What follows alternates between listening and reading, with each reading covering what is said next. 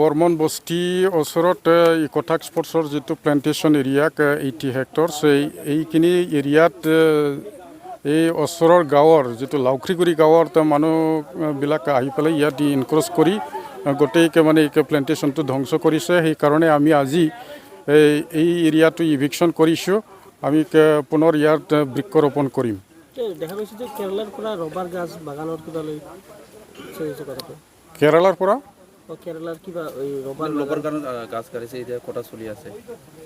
এইটো Robert plantation এতিয়া ইহঁতে পুলিবিলাক ধ্বংস কৰি পেলাই ৰবাৰ্ট প্লেণ্টেশ্যন কৰিবলৈ ৰবাৰ্টৰ পুলি ইয়াত আনি থোৱা আছে, ষ্টক আছে। নিয়াৰ এবাউট 1 লাখ মানে ৰবাৰ্ট পুলি ইয়াত আছে।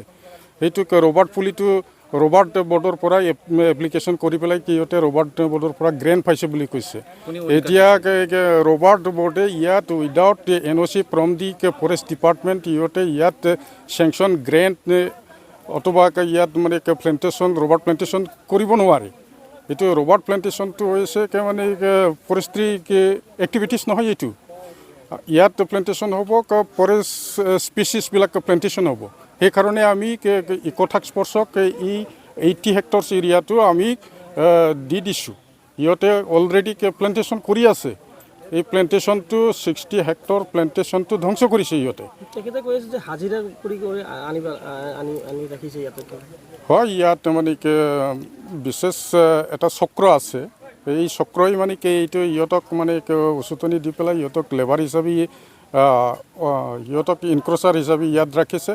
পাছলৈ ইহঁতৰ কি প্লেনিং আছে আমি পাছত গম পাম। আমি ইনভেষ্টিগেট মানে কি কৰি আছোঁ, ইনভেষ্টিগেশ্যনত এইটো ওলাই পৰিব।